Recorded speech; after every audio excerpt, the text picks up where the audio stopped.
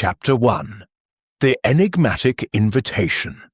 The Morning Post arrived at Whitehaven Mansions with its usual punctuality, but one envelope stood apart from the rest, as though it had been carved from a different century. It was heavy cream paper, thick as vellum, sealed with crimson wax impressed by a signet. None but the most exclusive eyes would recognize. A stylized chisel crossed with a serpent. Hercule Poirot turned it over in his small, immaculate hands, raised one expressive eyebrow, and permitted himself the faintest of smiles. "Mon ami," he murmured to the empty air of his drawing-room. "Someone wishes very much to impress Hercule Poirot." Captain Hastings, who had just entered carrying 2 cups of chocolate, paused mid-step. "I say, Poirot, that looks dashed mysterious. Who's it from?" Poirot slit the envelope with a silver letter opener shaped like a miniature sword. From within, he drew a single card, bordered in gold leaf. The message was handwritten in a flowing, almost arrogant copperplate. "Mr. Hercule Poirot is requested to honour with his presence the private inauguration of the Auric Gallery of Sculpture. Thursday, 14th of November, at 9 o'clock in the evening, Blackstone House, Mayfair." Beneath the invitation, in smaller script, was added, "Your particular discernment is required. A matter of life, death, and immortal art awaits. Orion Vale." "Orion Vale!" Hastings exclaimed, nearly spilling the chocolate. "The Orion Vale! The sculptor who did that colossal, wounded Prometheus outside the British Museum? The one the Prince of Wales himself unveiled last year?" "The very same," Poirot said, tapping the card thoughtfully against his lower lip. "A man who believes marble can scream more loudly than any human throat. Curious, is it not, that he should summon Poirot with such melodramatic phrasing?" Hastings frowned. "You think it's a hoax?" "No, no, mon cher Hastings. The wax, the paper, the watermark, these are not the toys of a prankster. This is the stationery of a man who spends thousands to make the world notice him." And yet, Poirot's green eyes glittered. "He writes a matter of life, death, and immortal art. That is not the language of mere exhibition. That is the language of danger, wearing the mask of vanity." He rose, crossed to the window, and gazed down upon the orderly traffic of the London morning. "Tell me, Hastings, what do you know of this Auric Gallery?" "Only what's been in the papers," Hastings replied eagerly. "Vale bought Blackstone House 2 years ago, an old Palladian pile that belonged to the Duke of Marchmont before he lost everything at cards.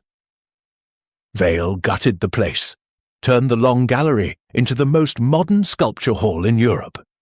Electric lights hidden inside the statues themselves, they say. Black marble floors that reflect every footstep like a dark mirror. The opening has been the talk of artistic London for months. Only 100 invitations issued, and half the crowned heads of Europe are supposed to be coming." "Half the crowned heads," Poirot repeated softly. "And 1 retired Belgian policeman. How flattering." He turned back to the card. On the reverse, almost as an afterthought, someone had sketched in pencil the faint outline of a Greek core, an archaic maiden with enigmatic smile and sightless eyes. One of the maiden's stone hands had been drawn cracked, a thin line running from wrist to fingertip, as though the statue itself bled. Poirot's moustache gave a decisive twitch. "We accept, bien sûr. One does not refuse an invitation that smells so strongly of tragedy." The 14th of November arrived wrapped in icy fog.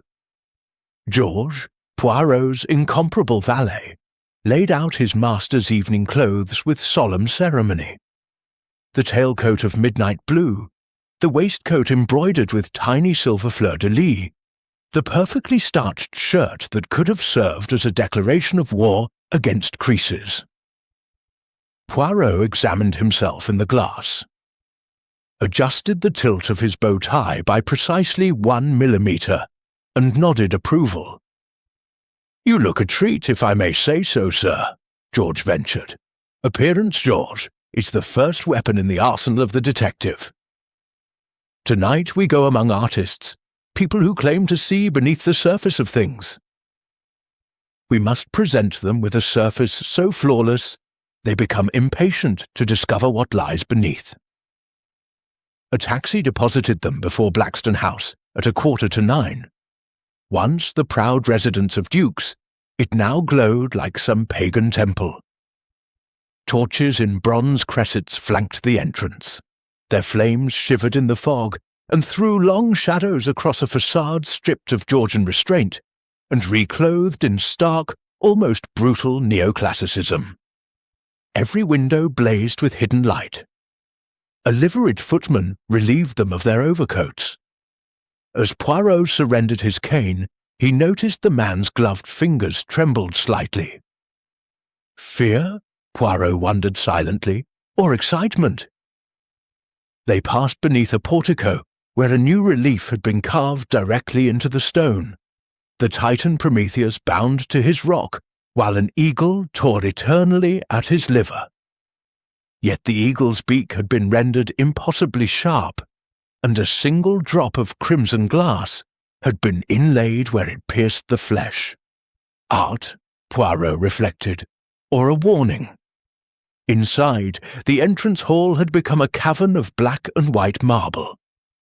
From hidden grilles poured the low, hypnotic throb of a string quartet, playing something by Ravel, music that seemed to coil around the ankles like smoke.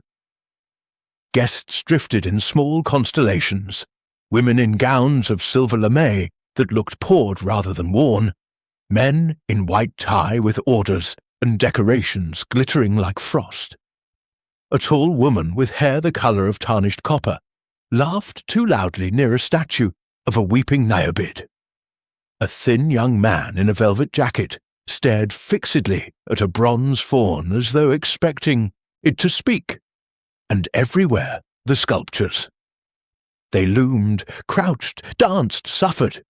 Some were pure white pentelic marble that seemed to drink the light, others dark bronze that swallowed it. A colossal, headless Victory spread broken wings above the staircase. A life-sized youth of translucent alabaster stood with arms outstretched, veins of rose quartz visible beneath the stone skin, as though blood still pulsed there.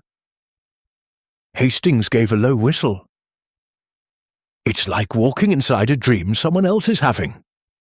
"Or a nightmare," Poirot murmured. At the far end of the hall, beneath a skylight now veiled with fog, stood the host. Orion Vale was taller than most men have any right to be, and thin in the way of marble statues themselves. His evening dress was black, relieved only by a single blood-red camellia in his lapel. Hair the colour of wet ash fell across a forehead, scarred by what might have been an old duel, or a chisel slipped in rage. When he smiled, it was the slow smile of a man who knows exactly how beautiful and how frightening he is. He saw Poirot, and the smile widened. "Monsieur Poirot," he said, crossing the floor with the grace of a panther. His voice was deep, slightly hoarse, as though he had spent years shouting at stone. "You came. I dared to hope, but one never knows what legends." Poirot inclined his head. When a legend is promised life, death, and immortal art in the same breath, he becomes, perhaps, a little curious. Vale laughed softly. "Touché. Come, let me show you my children before the others arrive in their hordes." He took Poirot's arm with a familiarity that was just on the correct side of impertinence and steered him toward the long gallery. Hastings followed, eyes wide. As they passed beneath the archway, Vale lowered his voice. "Tell me, Monsieur Poirot, do you believe a sculpture can murder a man?" Poirot's gaze flicked sideways. only if a man has first put murder into the stone, monsieur. Vale's scarred forehead creased in delight. Exactly what I thought you would say. Look there. He gestured ahead. The long gallery stretched the entire length of the house, a tunnel of darkness and light. Spotlights hidden in the coving illuminated each piece in its own pool of radiance, while the black floor reflected them so perfectly that every statue appeared to float above its own ghostly twin. At the far end, barely visible, stood something enormous veiled in midnight silk. "That," Vale whispered, "is my masterpiece, unveiled at midnight. But first, the guests must be allowed to circle like sharks." He released Poirot's arm and stepped back. "Enjoy yourself, little Belgian. Observe. And remember, tonight everything is exactly what it seems until it is not." With that, he melted into the growing crowd, leaving Poirot standing beneath the outstretched marble hand of a mourning angel whose fingers dripped tears carved so finely they appeared wet. Hastings swallowed. "Poirot, did he just threaten you?" "No, mon ami," Poirot replied quietly, his eyes never leaving the veiled colossus at the end of the gallery. "He did something far more dangerous. He issued an invitation to a murder." Above them, the lights flickered once, just for a heartbeat, as though the house itself had taken a breath and held it. Chapter 2. Shadows Among the Statues. The long gallery of the Oryx swallowed sound the way a tomb swallows echoes. 100 of London's most privileged souls moved through it, yet their footsteps on the black marble produced only a muted, almost reverent hush, as though the floor itself refused to gossip. Overhead, concealed lamps bathed each sculpture in its own private drama. A shaft of icy white for the grieving Niobe, a sullen amber for the drunken Silenus, a blood-red glow for a small, vicious little Cupid, whose arrow had been snapped off and never replaced. Poirot walked slowly, hands clasped behind his back, the patent leather tips of his shoes reflecting twin miniature galleries beneath him. Hastings trailed half a pace behind, trying and failing not to stare too openly at the Duchess of Dartmoor, who was draped in something that looked suspiciously like melted moonlight. "Keep your eyes on the statues, Hastings," Poirot murmured without turning. "Beautiful women are admirable, but tonight they are not the ones likely to stab us in the back." Hastings flushed. "Righto, though I must say, this place gives me the willies. Feels as if every blessed statue is watching us." "Precisely," said Poirot with satisfaction. "That is the intention. Monsieur Vale wishes us to feel observed, judged, perhaps even condemned by stone. It is a clever psychological trick. When people feel watched by the inanimate, they begin to confess with their bodies. A glance too long, a hand that trembles, a throat that is swallowed in too obviously." He paused before a life-sized bronze of a bound Andromeda. The chains were real iron, tarnished almost black, and the expression on the maiden's face was not terror, but a kind of exhausted defiance. A small plaque read, "Persephone's Ransom, Orion Vale, 1934. Note the chains, Hastings. They are not welded shut. See, a hidden catch. One twist, and the prisoner walks free. Yet no one ever tries. Why? Because we are all, in our way, in love with our captivity." Hastings opened his mouth, closed it again, and decided Poirot was being philosophical rather than practical. From somewhere deeper in the gallery came the bright, brittle sound of a woman laughing at a joke that was not funny. Poirot's head turned a fraction.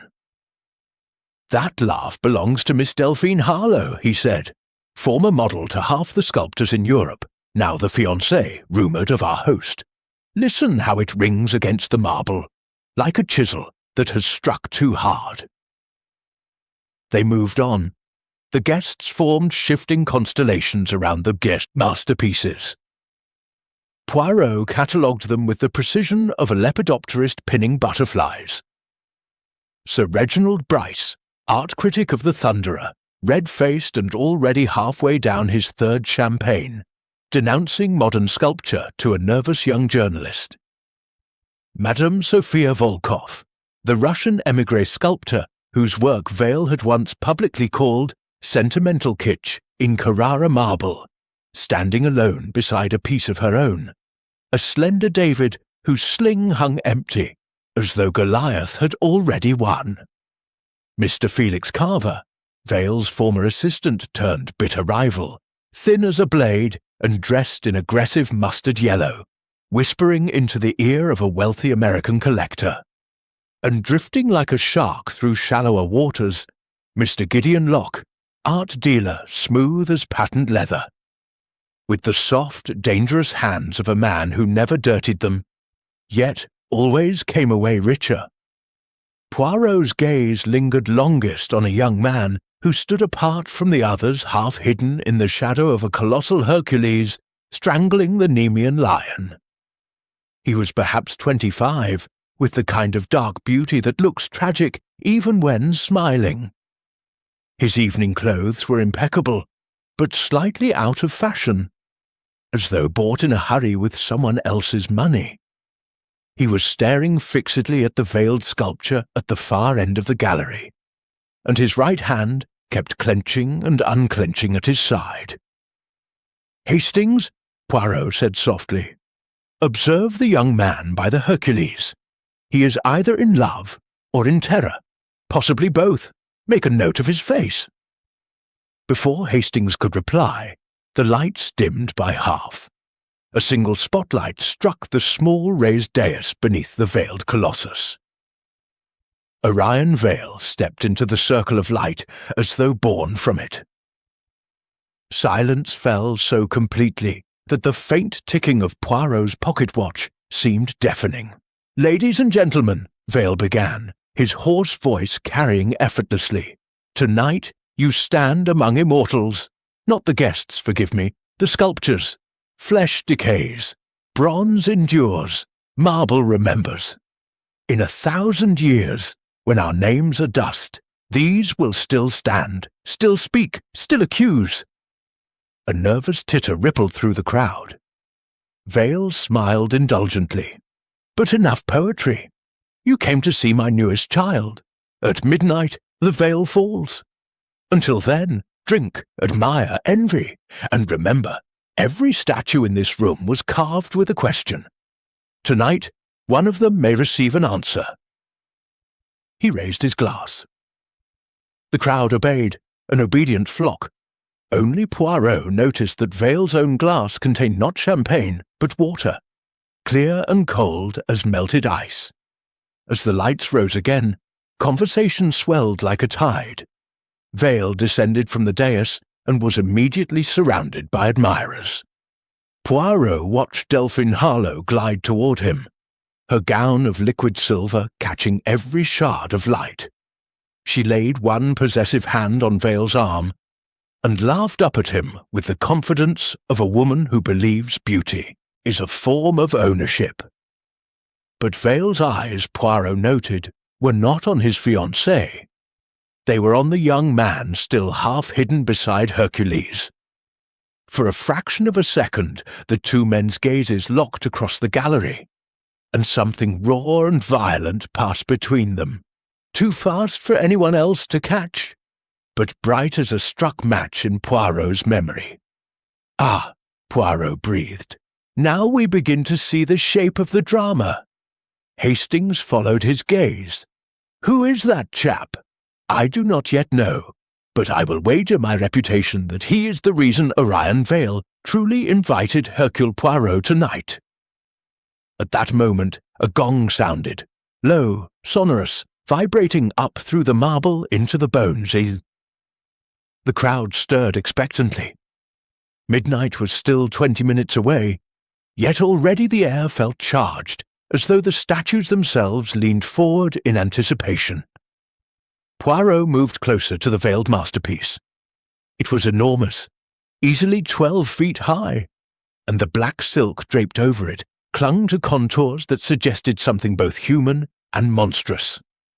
A faint smell emanated from beneath the cloth. Not the usual dust of marble, but something sharper. Linseed oil, perhaps, or fresh blood.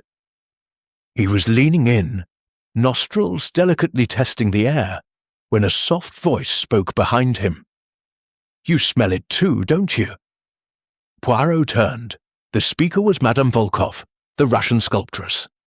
Up close, she was older than she had appeared from a distance, the skin around her eyes etched with fine lines like the crackle in old porcelain. Her gown was severe black velvet, relieved only by a single brooch, a tiny silver hand holding a chisel. "Smell what, madame?" Poirot asked politely. "Fear," she said. Her accent turned the word into something heavier, Slavic and fatalistic. "This whole gallery reeks of it tonight. Orion's little joke, perhaps, or his warning." She glanced toward Vale, now surrounded by a knot of admirers. "He likes to play Prometheus, bringing fire to mortals, but even Prometheus ended chained to a rock. And you, madame, are you one of the mortals, or do you perhaps wield the chisel yourself?" Her smile was wintry. "Both, Monsieur Poirot, always both." She drifted away before he could question her further. The minutes crawled. Champagne flowed. Sir Reginald Bryce's voice grew louder as his opinions grew more slurred. Felix Carver could be seen arguing heatedly with Gideon Locke near a statue of a flayed Marsyas. Appropriate, Poirot thought dryly. At 11:55, the lights dimmed again. This time every spotlight in the gallery swung slowly, converging on the veiled colossus like searchlights seeking an escaped prisoner. Vale mounted the dais once more. In the hush, the soft clink of Delphine Harlowe's bracelets sounded unnaturally loud as she took her place at his side. "Midnight approaches," Vale announced. "In a moment you will meet my greatest work, but first, a small indulgence. Produced a remote control no larger than a matchbox and pressed it." Somewhere in the walls, hidden machinery stirred. With a whisper of silk, the veil began to rise of its own accord, drawn upward by invisible wires.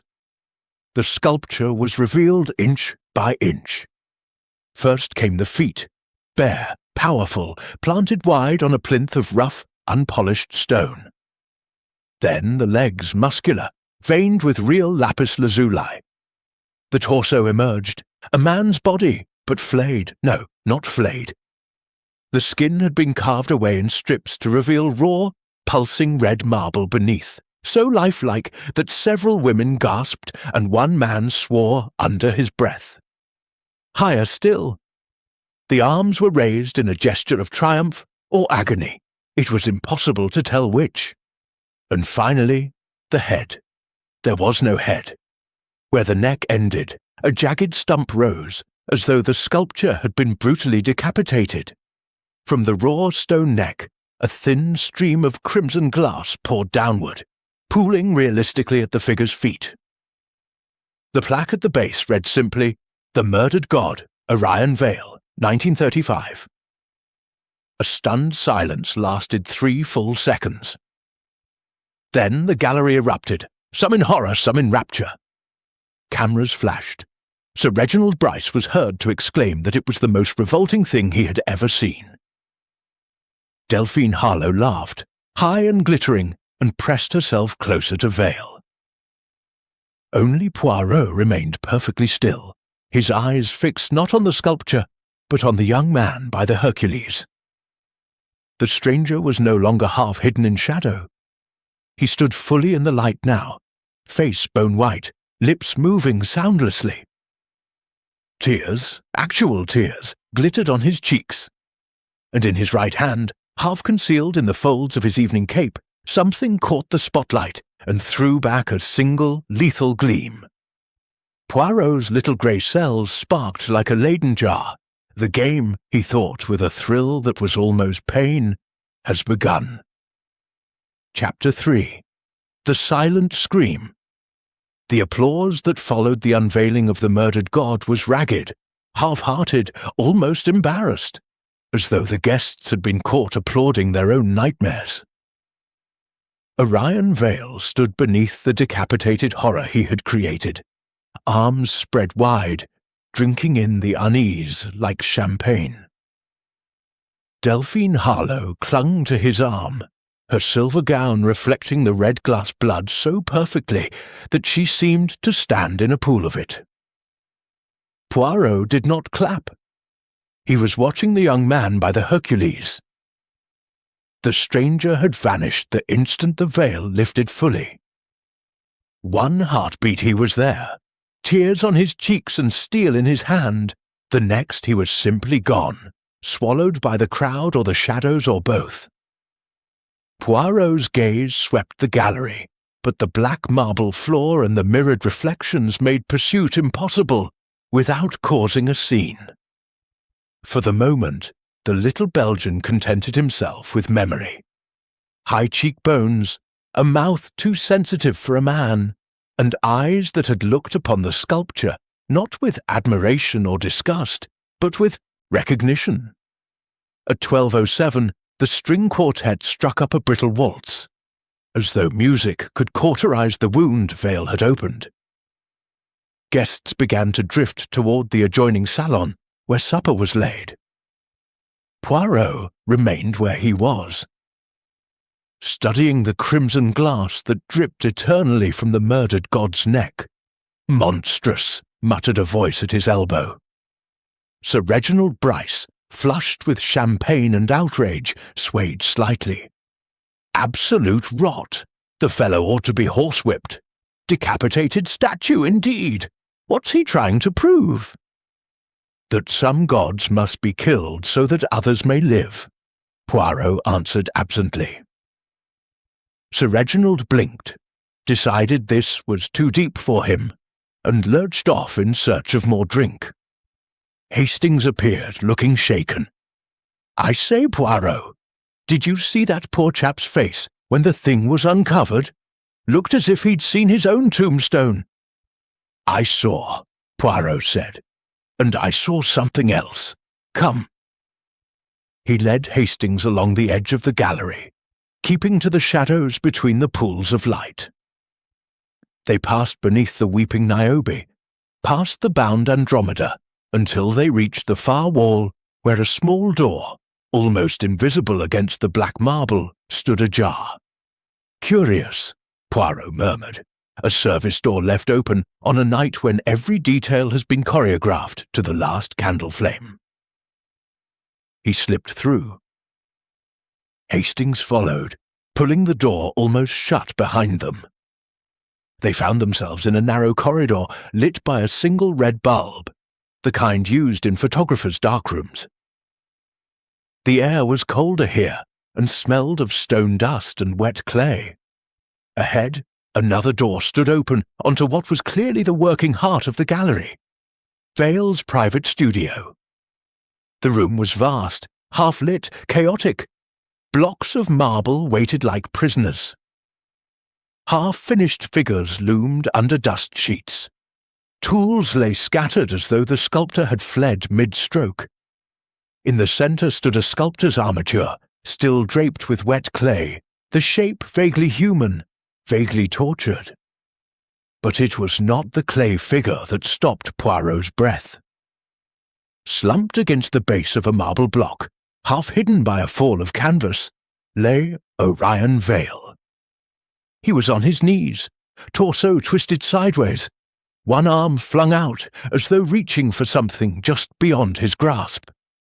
His white tie had been wrenched askew. The blood-red camellia was crushed against his breast, and from the side of his neck, just above the collar, protruded the steel handle of a sculptor's pointing tool, thin, triangular, driven in as to the hilt.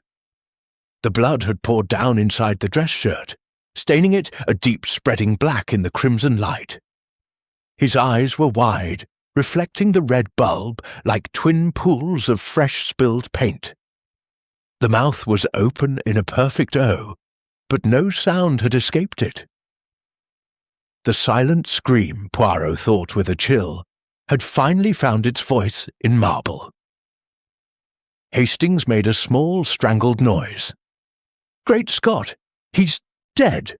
"Dead, yes," Poirot said quietly, "and murdered with exquisite symbolism. Observe, Hastings. The weapon is a pointing tool, the very instrument used to transfer measurements from plaster maquette to marble block. Someone has measured Orion Vale for his coffin with his own tool.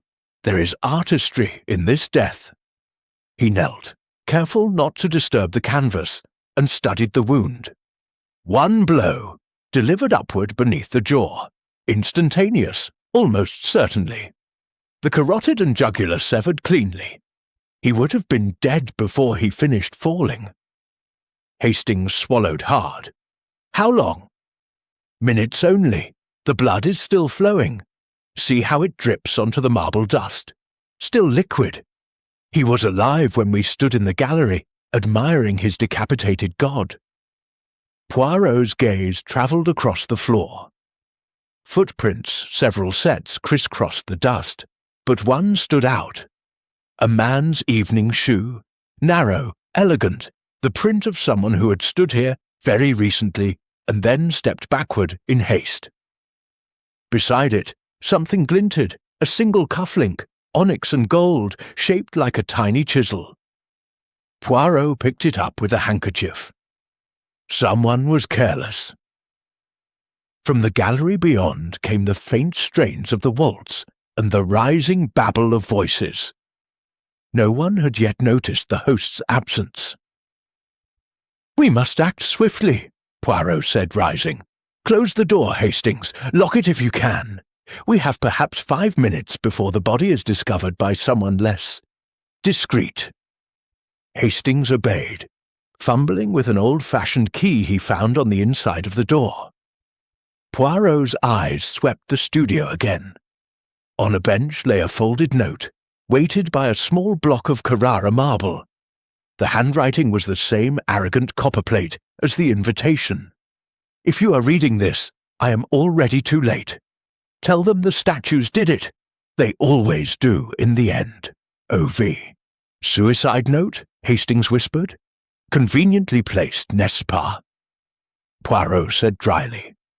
"Yet our friend outside has a hole in his neck that no man could inflict upon himself at such an angle. No, this is theatre. Someone wishes us to believe Monsieur Vale took his own life. Someone who knows I am here and enjoys very much the game." He slipped the note into his pocket. A sudden clamour of voices from the gallery. Delphine Harlowe's, high and imperious. "Orion! Orion, darling, where have you got to? We're all starving." Poirot's lips compressed. "Quickly now. We return by the way we came. The door to the gallery, is it locked from the inside?" Hastings tried it. "No, open straight in. Bon, then we have been nowhere. We know nothing. Come." They slipped back into the long gallery, just as Delphine appeared at the archway. Silver gown shimmering like a knife. Her eyes found Poirot immediately. "Monsieur Poirot, have you seen Orion? The man's vanished, and supper is getting cold." Poirot spread his hands in polite regret. "Alas, mademoiselle, I have been admiring the flayed Marsyas. Perhaps your fiancé is attending to some last detail for his triumph." She frowned, uncertain, then turned away to question Gideon Locke. Hastings exhaled shakily. "We can't just leave him there." "We do not leave him," Poirot corrected. "We protect the scene until the police arrive, but we do it discreetly. Observe." He approached a footman carrying a tray of empty glasses and spoke in a low, rapid French. The man's eyes widened. He nodded and hurried off. "Within 3 minutes," Poirot said, "Scotland Yard will be telephoned anonymously. They will find the body. We, mon ami, were never in the studio at all." "But the cufflink will be returned to its owner in due course." along with certain other small surprises. At that moment, the lights in the gallery flickered once, twice, then steadied. Several women gave little screams. The quartet faltered and stopped. From the studio came the sound of a door opening, followed immediately by a single, piercing shriek. Delphine Harlowe's voice, stripped of all its glittering poise. The silent scream had found its human echo at last. Poirot closed his eyes for a fraction of a second. "Now," he said softly, "the statues may begin to speak." Chapter 4. Little Grey Cells Awaken. The shriek still hung in the air when the lights steadied again, as though the house itself had decided it had startled the mortals quite enough for one evening. Delphine Harlowe stood framed in the doorway to the private studio, one silver-gloved hand pressed to her mouth, the other clutching the door frame so tightly that the knuckles showed white through the fabric. Behind her, the red bulb in the studio painted her gown the colour of fresh slaughter. "He's dead," she said, voice flat, almost conversational, as though announcing the arrival of a late guest. "Someone has murdered Orion." For one heartbeat, the gallery remained frozen. A tableau vivant of champagne glasses, suspended halfway to lips, cigarette smoke curling like question marks, marble gods staring down in eternal indifference. Then chaos erupted. Women screamed, men swore. Sir Reginald Bryce dropped his monocle with a crystalline ping that somehow cut through every other sound. Footmen rushed forward, guests surged backward. Someone, Poirot thought it was Felix Carver, began to laugh in high hysterical bursts that ended as abruptly as they began. Poirot did not move. He simply raised one small hand, palm outward, the way a lion tamer might calm a cage of nervous cats. "Mesdames et messieurs." His voice was not loud, yet it carried with perfect clarity to the farthest corner. "A tragedy has occurred. I beg you, remain exactly where you are. No one must leave this gallery until the police arrive." Perhaps it was the calm certainty in his tone, or perhaps it was the simple fact that someone, anyone, had taken command. The panic subsided into an uneasy hush. People shuffled but did not bolt. A duke's daughter began to cry quietly into her escort's shoulder. Hastings, pale but steady, stationed himself at the main doors. "Better do as he says, everyone. Poirot knows what he's about." Inspector Japp arrived 17 minutes later. Record time, even for London in the small hours. He pushed through the front doors with 2 sergeants and a police surgeon in tow, took one look at the assembled aristocracy, frozen among the statues, and rolled his eyes heavenward. "Poirot, you little devil," he said without heat. "Only you could turn Mayfair into a waxworks at 12:30. "Bonsoir, mon ami," Poirot replied gravely. "I fear the wax has melted rather messily tonight." Japp grunted and set his men to work. Within minutes, the long gallery had been cleared of everyone except Poirot, Hastings, and the principal suspects. Delphine Harlowe, Madame Volkoff, Felix Carver, Gideon Locke, Sir Reginald Bryce, and the young man Poirot had noticed earlier, who now stood between 2 constables looking as though he might faint. The young man's name, it transpired, was Lucian Gray. He was Vale's private secretary and, rumour insisted, something more intimate still. Japp's sergeant had already photographed the body and the studio from every angle.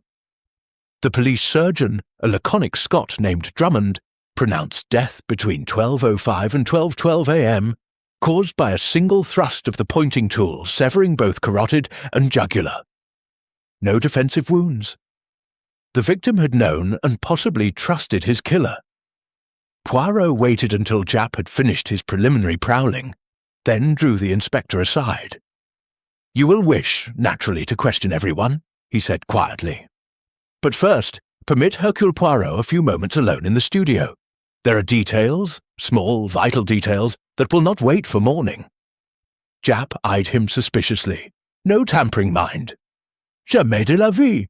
Poirot respects the evidence as he respects his own moustache. Japp snorted, but waved him through.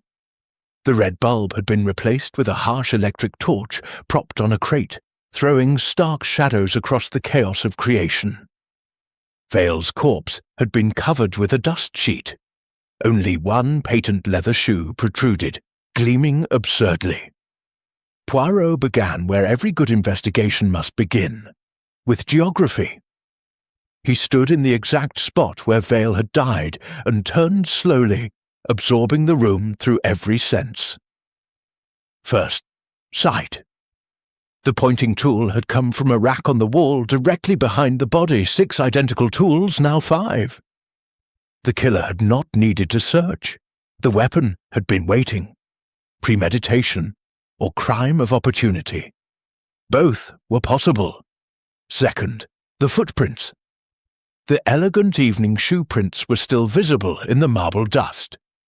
They approached from the service corridor, the same door through which Poirot and Hastings had entered, paused beside the body, then retreated the same way. No hesitation, no wandering. The killer had known exactly where Vale would be. Third, the note. Poirot knelt and examined the folded paper again without touching it. The marble weight was interesting. A rough cube, one face still bearing the quarry mark from Carrara. On the underside, almost invisible beneath dust, someone had scratched a tiny symbol. A serpent devouring its own tail, the Ouroboros. The same serpent Poirot recalled with a thrill that had been part of the wax seal on his invitation. Fourth, the cufflink. He had returned it to his pocket after showing it to no one. Onyx and gold, shaped like a miniature chisel. Engraved on the reverse, in letters so small they required his pocket lens. L.G. Lucian Gray. Fifth, and most curious, the clay figure on the central armature. It was still damp, roughly blocked out. A male torso, arms raised in the same gesture as the murdered god in the gallery. But the head, there was a head here, was covered by a damp cloth. Poirot lifted the cloth delicately. The face was Vale's own, recognizably so even in crude clay. The features were distorted in agony, mouth open in that same silent O. And around the neck, someone had pressed a real pointing tool into the wet clay, exactly where the steel now protruded from the living flesh. Poirot replaced the cloth with great care. A rehearsal, he thought. The murder had been rehearsed in clay before it was executed in blood. He stepped back, closed his eyes, and allowed the little grey cells their dance. Fact: Vale had been killed almost immediately after unveiling the murdered god. Fact: the killer had used a tool from the studio itself. Fact: the suicide note was forged. The angle of the wound made self-infliction impossible. Fact: someone had wished the murder to appear symbolic, even ritualistic. Therefore... He opened his eyes as Japp stomped in. Well, Poirot, found the crown jewels hidden in a block of marble? Better, Poirot said softly. I have found the shape of the crime. Tell me, mon ami, at what time did the lights flicker throughout the house? Twice, Japp said promptly. Once at 12:04, once at 12:11. The electrician says someone threw the master switch in the basement both times. Probably kids playing silly devils, but we're checking. 12:04 and 12:11, Poirot repeated. Mark those minutes well, Inspector. They are the parentheses around a man's life. He glanced once more at the draped corpse. Someone hated Orion Vale very much, he said, but someone also loved him. Loved him enough to plan this death the way a sculptor plans a masterpiece. Passion and hatred, always they walk hand in hand. Tonight they danced among the statues, and one of them held a chisel. Japp scratched his head. "You're saying the killer's an artist?" "I'm saying the killer is a dramatist," Poirot corrected.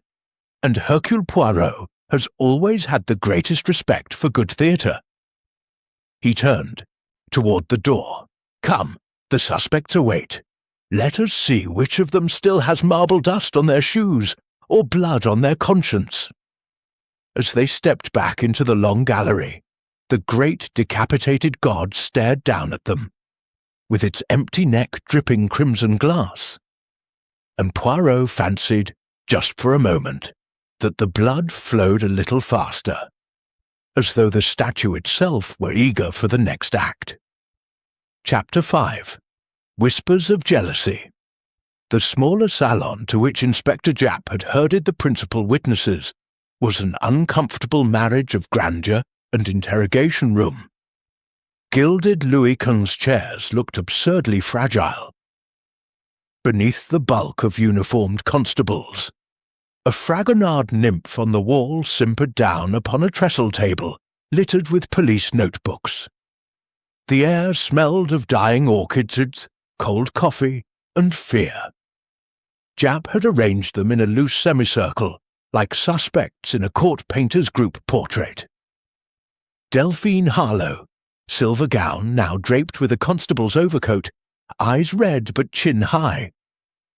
Lucien Gray, deathly pale, seated as far from Delphine as the room allowed.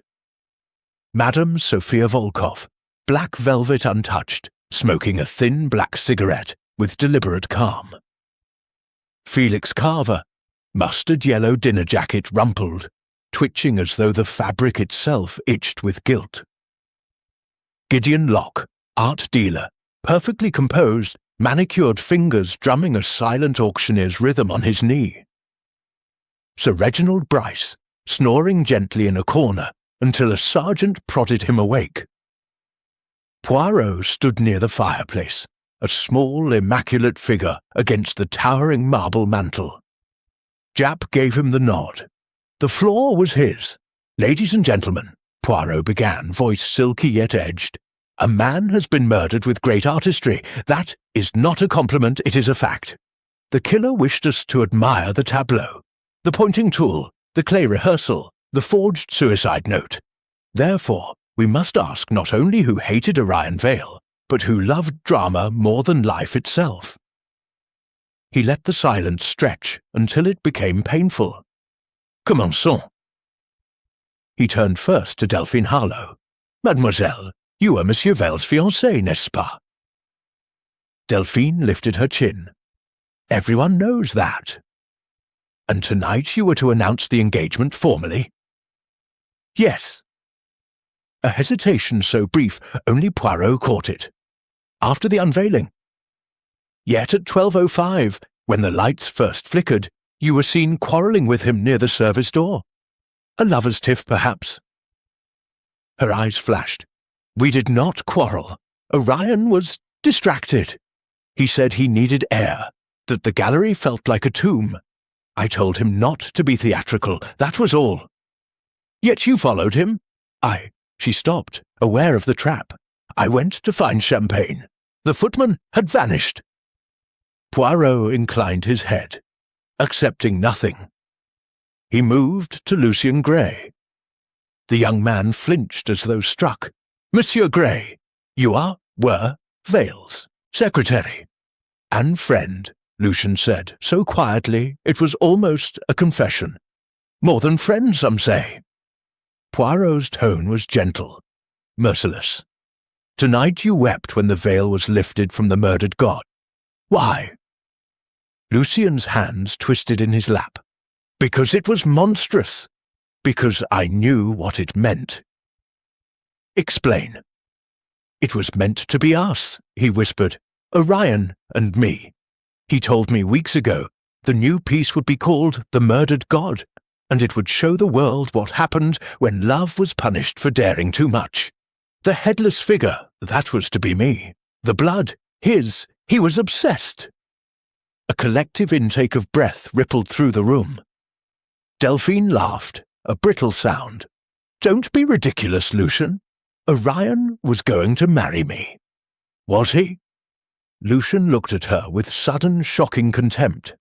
Then why did he give me this? He pulled a ring from his waistcoat pocket, a heavy gold signet set with a single blood-red ruby. He put it on my finger 3 nights ago and said, "When they find us, they'll know who I really belong to." Delphine went white beneath her rouge. Madame Volkov exhaled a perfect smoke ring. "Always the little melodramas with Orion," she murmured. Poirot seized the moment. "Madame Volkov, you and Vale were once lovers, I understand, in Paris before the war." "Ancient history," she said, but her eyes were wary. "He ended it publicly, called your work The Tears of a Samovar. Yet tonight you stood beneath his roof. Why?" She tapped ash into a Sèvres saucer with exquisite care. "Because he begged me to come. Said he wished to make amends. Said there was something he needed to tell the world, and he wanted me to witness it." "Something about a stolen sculpture, perhaps?" Poirot asked softly. Her cigarette paused halfway to her lips. Felix Carver gave a harsh laugh. "Oh, let's not pretend we don't all know. Orion stole my Prometheus-bound design 3 years ago, lock, stock, and chisel marks. Sold it to the Americans for $50,000 and laughed about it. Tonight was supposed to be my revenge. I was going to expose him in front of the Prince of Wales himself." Gideon Locke raised an elegant hand. "Actually, Mr. Carver, the Prometheus was legally purchased from a Parisian dealer. I have the papers." "You would," Carver spat. "You'd sell your grandmother if she were carved in Carrara." Locke smiled thinly. "Business, dear boy. Nothing personal." Poirot's gaze flicked to Sir Reginald Bryce, now fully awake and indignant. "And you, Sir Reginald, you called Vale's work degenerate filth in print only last month. Yet here you are, drinking his champagne." Bryce swelled like an offended bullfrog. Came to see what new outrage the fellow had perpetrated. Professional duty. Besides, someone had to tell the truth about that decapitated horror. Poirot let the silence settle again, then spoke almost dreamily. "So we have motives in abundance. A fiancé discarded, a lover betrayed twice over, a rival robbed, a dealer who profits from scandal, a critic humiliated, and a former mistress nursing 15 years of resentment. And all of you, everyone, were in the long gallery when the lights flickered at 12:04 and again at 12:11. 7 minutes of darkness in which to slip through the service door, strike, and return. Any of you could have done it." He paused, letting that sink in. "Yet only one of you left marble dust on the studio floor in the shape of an evening shoe size 9, made by Lobb of St. James's. Only one of you lost a cufflink engraved LG. Only one of you stood weeping openly while clutching something that glinted like steel." Every eye turned to Lucian Gray. The young man rose slowly, as though the air had turned to treacle. "You think it was me?" he said wonderingly. "You think I killed the only person who ever loved me?" He laughed, a small broken sound, and reached into his pocket. Japp tensed. Constables reached for truncheons. But Lucian drew out only a second cufflink, identical to the one Poirot had found. "I lost one weeks ago," he said dully. Orion laughed and said it didn't matter.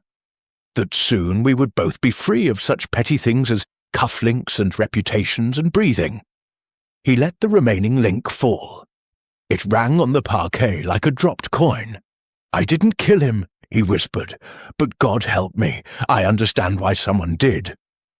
Poirot watched him with something close to pity. "Understanding," he said softly, "is the first step toward confession, or toward truth." He turned to Japp. "Inspector, I suggest we now examine shoes and alibis. And, most important of all, the basement fuse box. Because someone threw that master switch twice tonight, and I very much wish to know why. Outside the tall windows, the fog pressed close, turning the glass opaque. Somewhere in the house, a statue seemed to shift imperceptibly, as though settling itself to listen. The whispers of jealousy had become shouts. Soon Poirot knew. One of them would become a scream. Chapter 6. Hidden Passages and Secrets Dawn was still a rumour when Poirot demanded that the house be searched from attic to wine cellar. Japp, bleary-eyed and short on sleep, gave the order with the resigned air of a man who had long ago accepted that Hercule Poirot would always turn a simple murder into an architectural treasure hunt. Poirot himself led the way, cane tapping a measured rhythm on the black marble. Hastings followed, carrying an electric torch the size of a small searchlight. Two sergeants brought up the rear, grumbling about secret passages in Mayfair, whatever next. They began behind the long gallery's west wall, where a section of panelling had betrayed itself to Poirot's sensitive fingertips during the night. A gentle pressure on a carved acanthus leaf, and a narrow, door side open on oiled hinges. A breath of cold, damp air rolled out, carrying the scent of stone dust and something metallic. "Voila," Poirot said with satisfaction. "The house keeps its old servants' corridors. Very convenient for a murderer who wishes to appear and disappear like a stage ghost." The passage was barely shoulder-wide, lined with dusty plaster that had once been painted a cheerful yellow. Now it was the colour of old bones. Their torches revealed a labyrinth, left to a narrow staircase spiralling downward, right to a straight run that paralleled the gallery, with tiny spy holes no larger than a shilling drilled at eye level. Hastings shone his torch through one. "Good Lord, Poirot, you can see the entire gallery from here. There's the murdered god, looking even nastier in daylight." "Daylight is still 2 hours away," Poirot corrected. "But yes, mon ami. From this corridor, one may watch the drama without buying a ticket. And, observe, here is something more interesting." He pointed to the dusty floorboards. A single set of footprints, elegant evening shoes again, entered from the gallery side, walked 20 feet, then returned the same way. But halfway along, a second fainter set joined them. Smaller, a woman's court shoe with a Louis heel.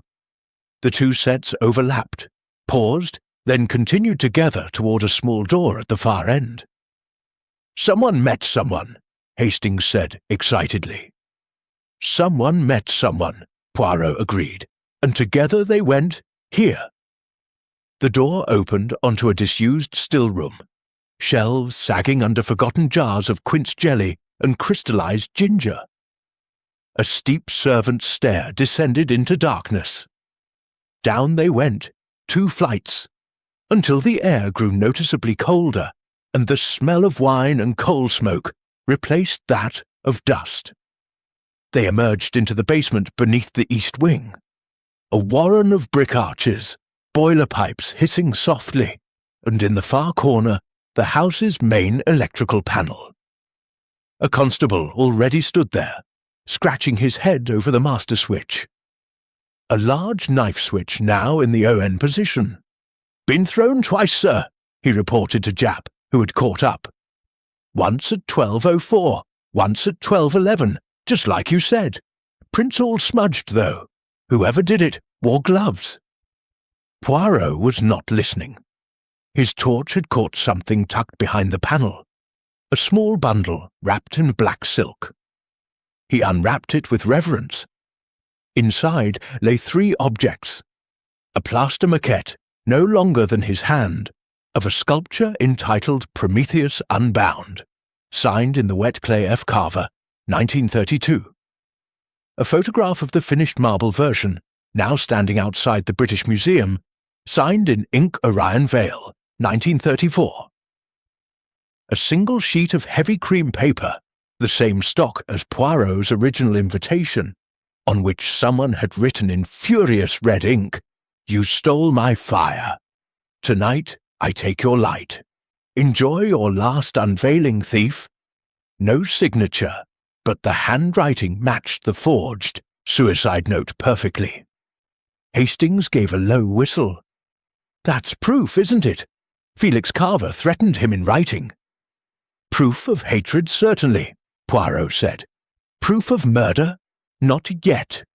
Observe the date on the photograph, 1934.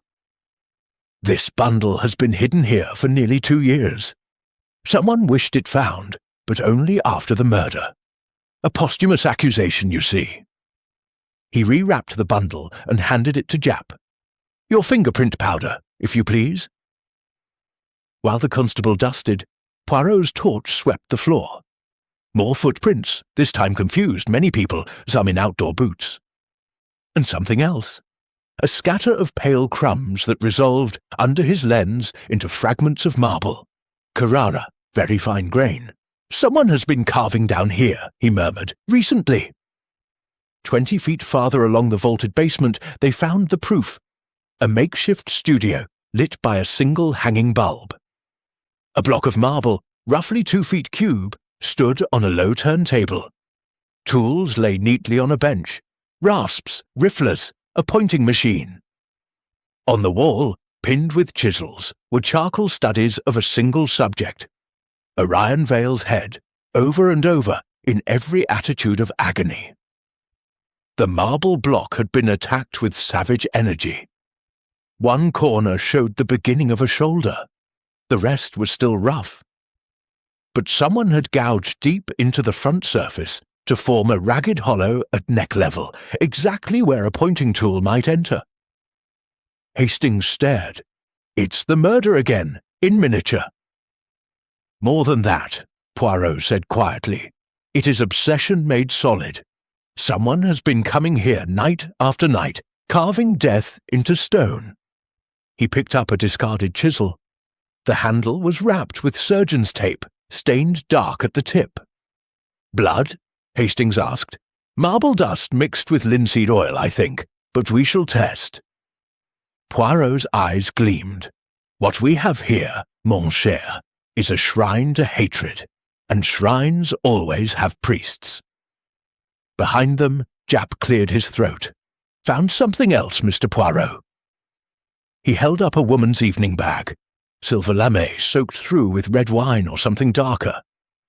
Inside, a powder compact, a lipstick, and a tiny key with a tag reading, "Studio, do not duplicate." Delphine Harlow's bag. The monogram DH was worked in seed pearls. Japp's expression was grim. "Looks like your fiancé's been taking midnight walks, Poirot." "Or someone wishes us to think so," Poirot replied. "Come, there is one more place the house has not yet confessed." They climbed back to the ground floor and entered the private studio where Vale had died. The body had been removed, but the chalk outline remained, grotesque against the marble dust. Poirot went straight to the clay figure on the central armature, the one with Vale's face and the pointing tool pressed into its wet neck. He lifted the damp cloth again, studied the features, then did something unexpected. He pressed 2 fingers gently into the clay just below the left ear. The clay gave way with a soft, obscene sucking sound. When he withdrew his fingers, they were coated with dark, coagulating blood. Hastings gagged. "It's real?" "Real, and still warm at midnight," Poirot said. "Someone hollowed the neck of the clay model and filled it with blood. Animal blood, perhaps, or human. When the pointing tool was driven into the living Vale, the same was done here, so that murderer and sculpture bled in perfect unison, a symmetry most artistic." He wiped his fingers on a handkerchief, eyes very green in the harsh light. "3 secrets the house has given us this morning," he said. "A hidden passage that watches all, a shrine to an old theft, and a sculpture that bleeds with its creator. Somewhere among these secrets walks our killer, wearing another's shoes and another's guilt." He turned to Jap. "Arrest no one yet, mon ami, but watch them all, especially the one who has marble dust under the fingernails and a heart full of stone. Above them, somewhere in the long gallery, the great decapitated god continued to pour its glass blood onto the black floor, patient, endless, waiting for the next offering." Chapter 7. The Fractured Alibi. By 10 o'clock the following morning, Blackstone House had become a fortress. Constables stood at every door. Journalists howled beyond the gates like wolves denied a carcass. Inside, the long gallery looked bruised in daylight. The statues appeared colder, the crimson glass blood of the murdered god more garish, the black floor streaked with footprints and fingerprint dust. Inspector Japp had gathered the suspects once more, this time in the library, a severe room lined with Morocco-bound books no one had ever read. A coal fire spat and hissed. The air tasted of soot and tension. Poirot entered last, immaculate as ever. Dove-grey suit, spats like fresh snow, a white camellia in his buttonhole. A deliberate echo of the crushed red flower on Vale's corpse. He carried a small leather notebook, and the calm of a man who has spent the night arranging facts the way a jeweller arranges diamonds. Japp gave him the floor with a curt nod. "Mesdames et messieurs," Poirot began, "we are going to examine alibis. Not the large alibis, those are easy to invent, but the small ones, the ones that crack like ice under the weight of truth." He opened the notebook. Between the 2 flickers of darkness, did 12:04 to 12:11, Orion Vale was killed. 7 minutes. Let us see where each of you claims to have been. He began with Delphine Harlow. "Mademoiselle says she was in the supper room, searching for a footman who had disappeared. Yet 3 independent witnesses place you at 12:06 beside the service door, arguing with Monsieur Vale. You were heard to say, 'If you do this tonight, I swear I'll kill you myself.' Did you speak those words?" Delphine's silver bracelets chimed as she lifted a hand to her throat. "I was upset. It was only a figure of speech." "Figures of speech," Poirot said softly, "have a habit of becoming literal when a pointing tool is handy." He turned to Lucien Gray. "Monsieur Gray, you claim you never left the Long Gallery. Yet, at 12:05 a waiter saw you slip behind the tapestry beside the Hercule statue, the very tapestry that conceals the entrance to the hidden passage. You emerged again at 12:10, face white, cufflink missing. Explain." Lucien opened his mouth, closed it, opened it again. I felt faint. I needed air. The passage leads to a balcony. That is all." "A balcony that does not exist," Poirot corrected gently. "The passage leads only downward, to the basement shrine of hatred.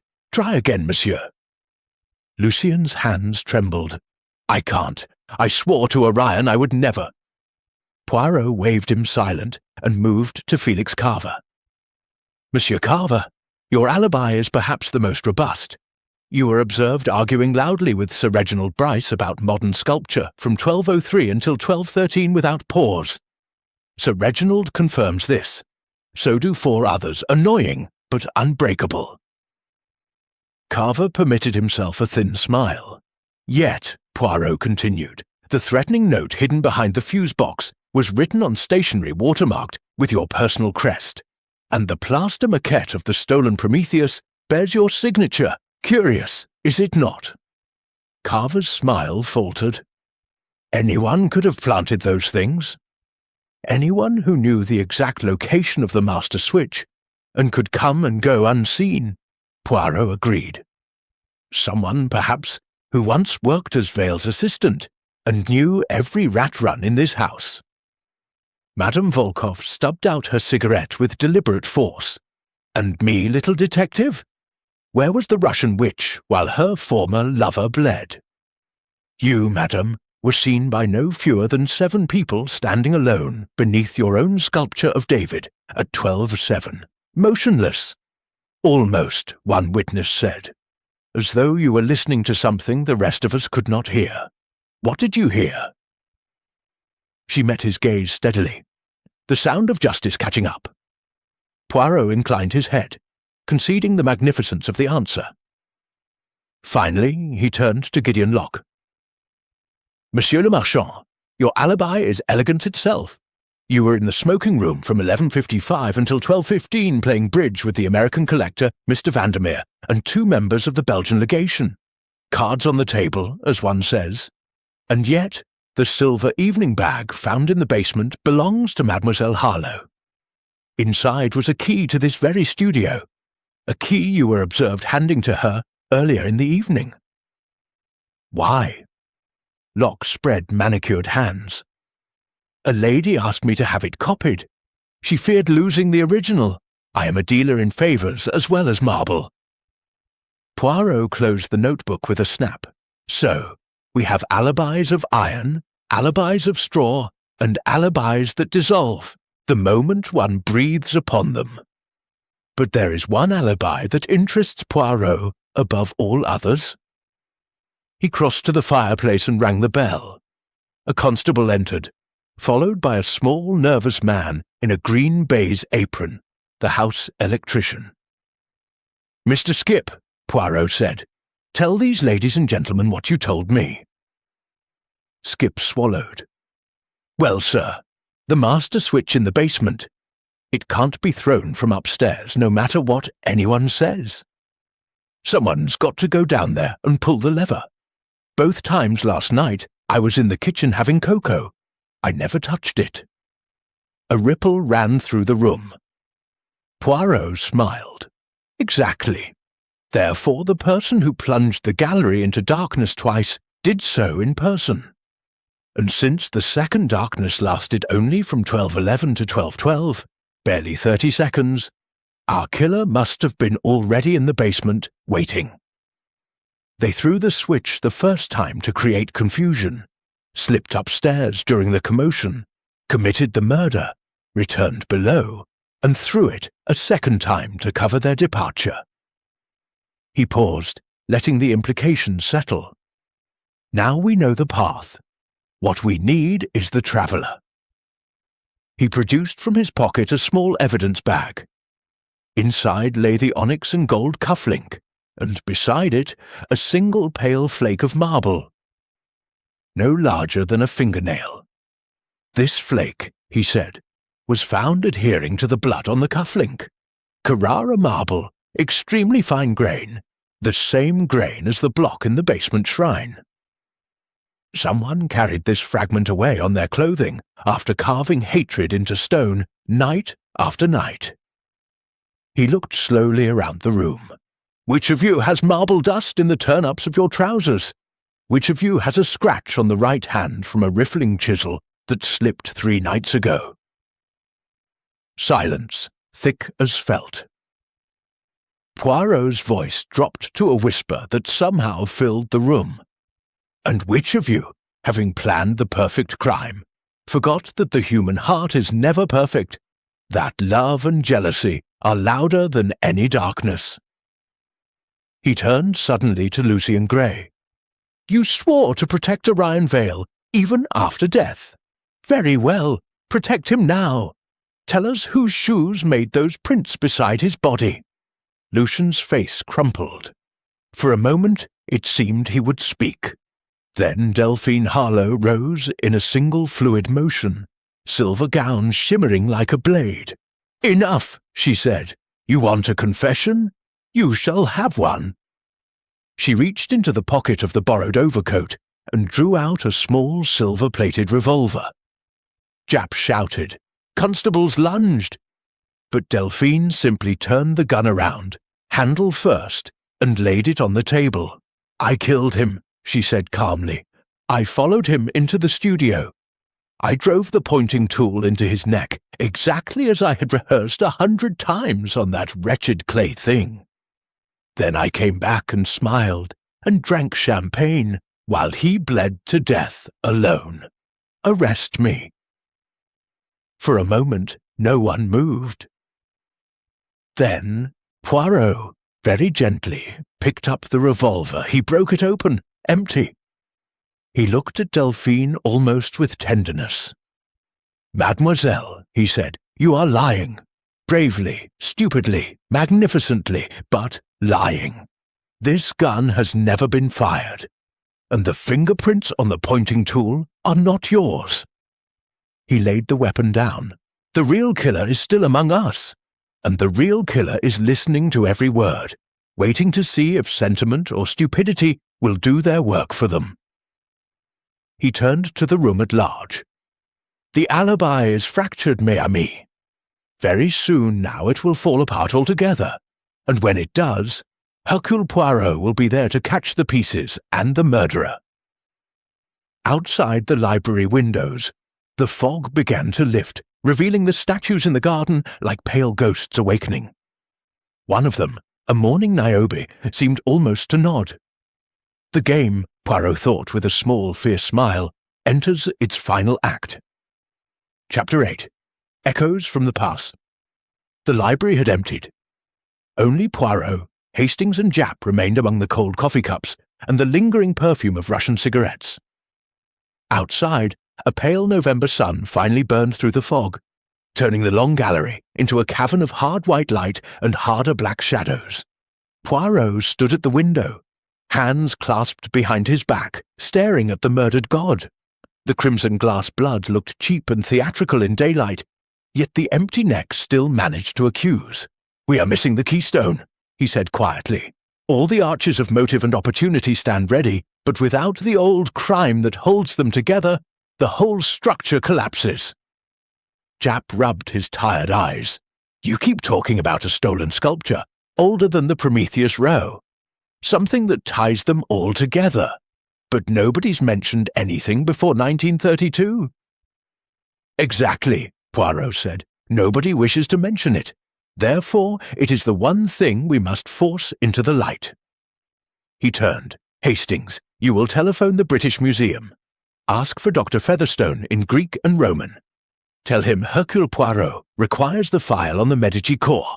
Acquisition 1913. Provenance allegedly Florence. And tell him it is a matter of murder." While Hastings went to the telephone, Poirot opened a small Morocco case he had brought from his flat. Inside lay photographs, yellowed newspaper clippings, and a single postcard of a Greek statue, an archaic maiden in severe smiling calm, her left hand extended as though offering something invisible. Japp peered over his shoulder. "Pretty thing. What's it got to do with Vale getting a spike in the neck?"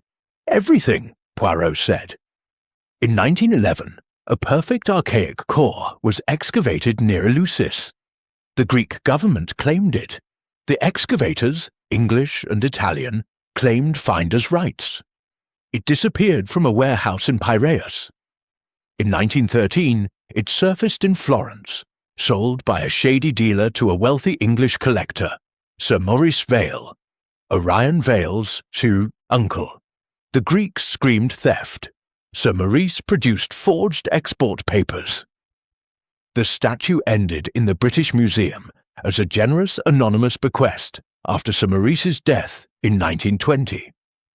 Japp whistled. So the Vale family fortune was built on a hot statue.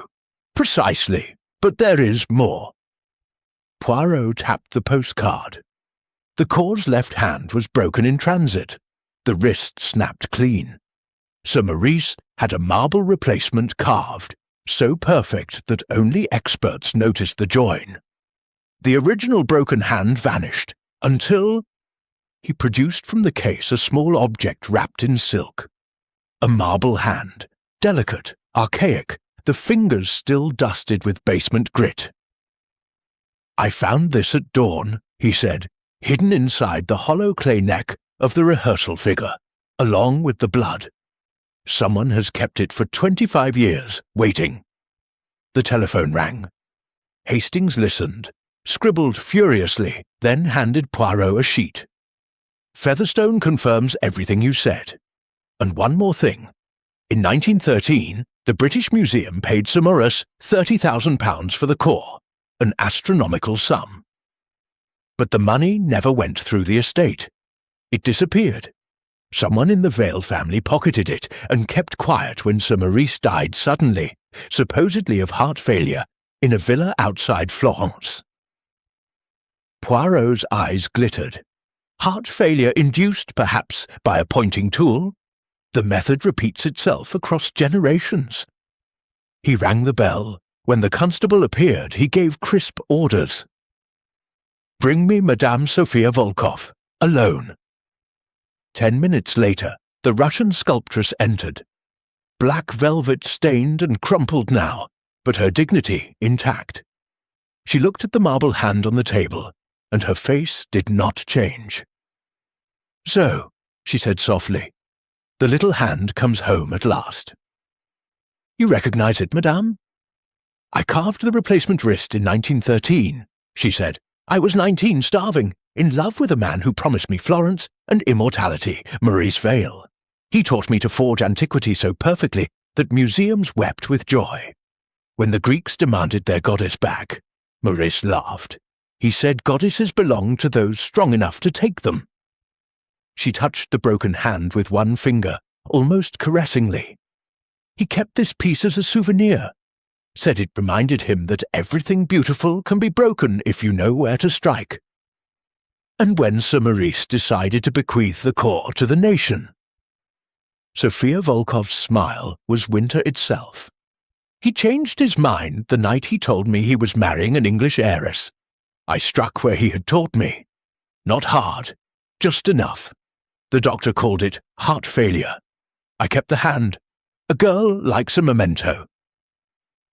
Japp made a strangled noise. Poirot raised a hand for silence. "And Orion?" he asked gently. "Did he know?" "He knew everything," she said. "When I came back into his life last year, he recognized the hand at once. He wanted it for his great unveiling, said the murdered god would hold the proof that his family's greatness was built on honest theft. He threatened to expose me unless I helped him stage the perfect crime. Of his own death." She laughed softly. "He wished to die dramatically, you see, to become his own masterpiece. I agreed, on condition that when he was dead, the hand would be found with him, and the world would know the Vale fortune was forged in blood and marble." Poirot's voice was very quiet. "And the others, Delphine, Lucian, Carver, they were all part of the pageant." "Puppets," she said dismissively. "Orion wrote their lines months ago. Delphine's jealousy, Lucian's tragic love, Carver's stolen Prometheus. All useful noise to hide the real music. Even the lights going out. That was Orion's idea to give the audience a moment of blindness while the god was murdered." She looked at Poirot with something close to admiration. "You were the only one he feared. That is why he invited you. He wanted the great Hercule Poirot to tell the world how beautifully he had arranged his own extinction." Japp found his voice. "You're saying Vale staged his own murder?" "No," Sophia said. "I am saying I killed him exactly as he begged me to.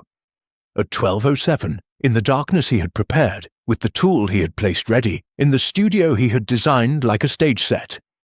He even smiled as the steel went in. His last words were, 'Make it quick, Sophia. The audience is waiting.'"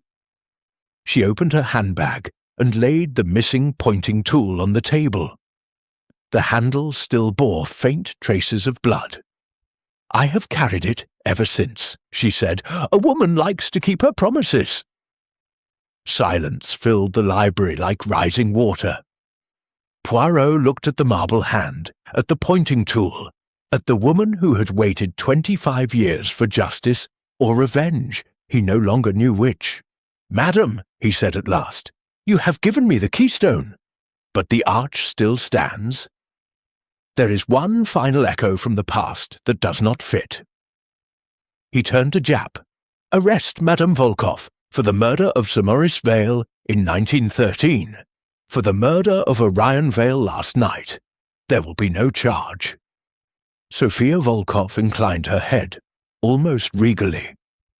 Outside in the gallery, the decapitated god poured its endless glass blood onto the black floor. And for the first time since the unveiling, Poirot thought it looked almost peaceful. Chapter 9. The Gathering Storm. The long gallery had never looked more like a cathedral of judgment than it did at 4 o'clock that afternoon. The winter sun, low and merciless, poured through the great skylight and struck the black marble floor so violently that every statue appeared to stand in its own pool of molten light. The murdered god loomed at the far end, crimson glass dripping in slow, deliberate tears. They were all there, every surviving player in Orion Vale's final drama, summoned by a note in Poirot's neat, slanted hand. Delphine Harlow, pale beneath a black veil, flanked by her solicitor. Lucian Gray, eyes red, still wearing the same evening clothes. The single remaining cufflink now pinned like a badge of mourning. Felix Carver, defiant in an aggressively modern suit of bottle green tweed. Gideon Locke, immaculate, already calculating what price scandal would fetch in the auction rooms. Sir Reginald Bryce, blustering and half-drunk on brandy and indignation. And in the front row, between two constables, Madame Sophia Volkoff, black velvet exchanged for a plain prison cloak, wrists in steel cuffs that looked obscene against her pale skin. Inspector Japp stood to one side, arms folded, watching Poirot with the wary respect of a man who has seen the little Belgian pull truth out of thin air too many times to doubt him any longer. Poirot himself waited beneath the outstretched marble hand of the weeping Niobe. He was very still, the calm at the centre of the storm he had summoned. Mesdames et messieurs, he began when the last footstep had died away, we have reached the moment of truth. Not the truth that is convenient, nor the truth that is sentimental, but the truth that is inevitable. He let the silence stretch until it became unbearable. Last night a man was murdered with theatrical brilliance. We have chased motives like will-o'-the-wisps, jealousy, betrayal, stolen designs, ancient thefts. We have found secret passages, bleeding statues, forged notes, and a marble hand that has waited 25 years for justice. And yet, until this morning, we were blind. He turned to Sophia Volkoff. Madame has confessed to killing Orion Vale. She has described, with admirable precision, how she drove the pointing tool into his neck at 12:07 while the lights were extinguished. She has even produced the weapon. A perfect confession, n'est-ce pas? A murmur rippled through the gallery. Except, Poirot continued softly, it is perfect in every detail but one. It is impossible. He raised a small photograph, the police surgeon's timed exposure of the corpse. Observe the wound. The pointing tool entered upward beneath the jaw at an angle of 37 degrees. Madame Volkoff is 5 feet 4 inches tall. Orion Vale was 6 feet 3. To achieve that angle, she would have needed to stand on a box, or Vale to kneel. Neither happened. The marble dust on the floor shows no disturbance of that kind. Sophia Volkoff did not flinch. I am stronger than I look. No, madame, Poirot said gently. You are exactly as strong as you look, and you did not kill Orion Vale. He turned to the assembly. Someone else stood in that studio last night. Someone tall enough, strong enough, and most important, someone Orion Vale trusted enough to turn his back upon at the supreme moment. His gaze swept them like a searchlight. Someone who knew every secret of this house. who carved hatred into marble in the basement night after night, who planted the Medici hand and the threatening note years ago, waiting for the perfect night, who threw the electrical switch not to create confusion, but to provide a false timeline. He paused beneath the murdered god, and who understood, better than anyone, that Orion Vale did not wish merely to die. He wished to be murdered by the one person whose love had always been greater than his own. Lucian Gray made a small, wounded sound.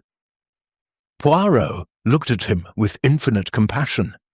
"Monsieur Gray, you told us Orion put a ruby ring on your finger and said, 'When they find us, they'll know who I really belong to.' You believed he meant suicide, but he meant murder, your murder of him. He staged everything, the unveiling, the darkness, the weapon placed ready. He even rehearsed his death throes in clay so that you would know exactly where to strike." Lucien was shaking his head, slowly, relentlessly. "He wanted to be your masterpiece," Poirot said. "The ultimate proof that you were the greater artist, and you, poor, faithful, loving Lucian, you obliged him." Delphine Harlow gave a sharp cry. "No, Lucian couldn't he?" Poirot produced the onyx cufflink. This was found beside the body. The marble flake adhering to it came from the basement block. The block you, Lucian, carved for months.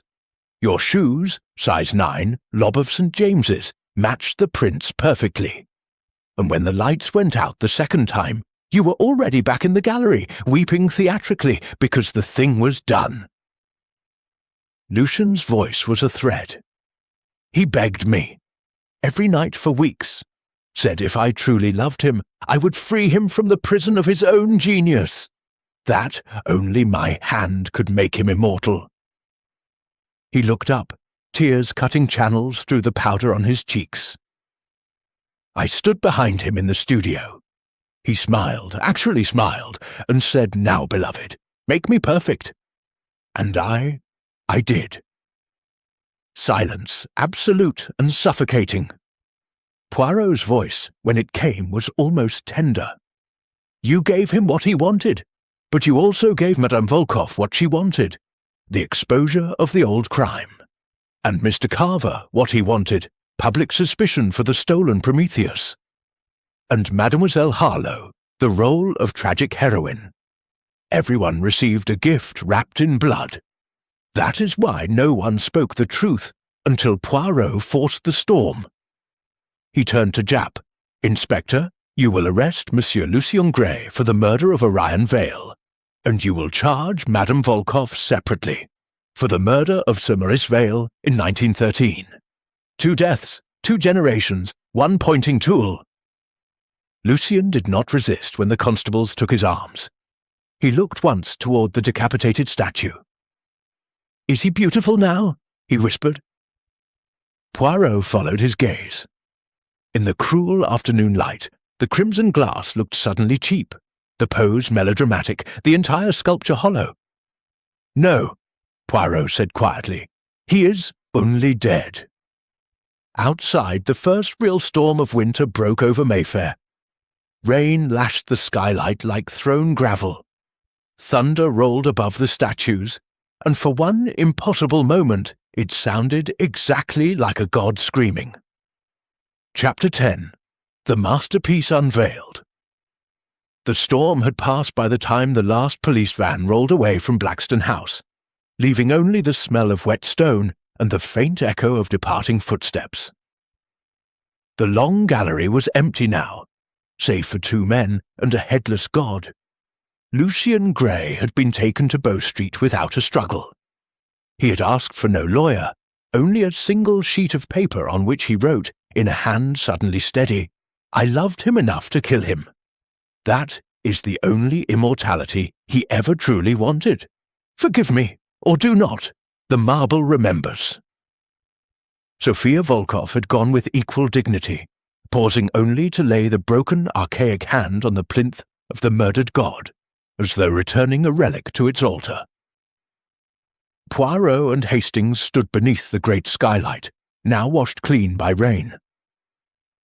The winter sun, low and cold, struck the black floor and turned the crimson glass blood into something almost gentle. Hastings cleared his throat. "Well, Poirot, another triumph for the little grey cells, though I confess I feel rather sorry for young Grey. Damned tragic business all round." "Tragedy," Poirot said softly, "was exactly what Orion Vale ordered. He commissioned his own death the way another man commissions a portrait. And he chose the one hand in the world that could not refuse him." He walked slowly toward the sculpture, cane tapping like a metronome. "Regard it now, Hastings, without the drama, without the blood. What do you see?" Hastings studied the decapitated figure, arms raised in eternal ambiguity, red glass pouring from the jagged neck. "A failure," he said at last. "All that noise, all that scandal, and in the end, it's just a rather nasty piece of stone." Poirot smiled, a small, sad curve of the moustache. "Exactement. Vale believed that murder would complete the work, make it immortal.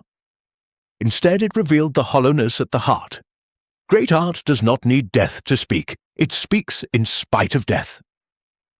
He reached into his pocket and drew out the ruby signet ring Lucien had worn.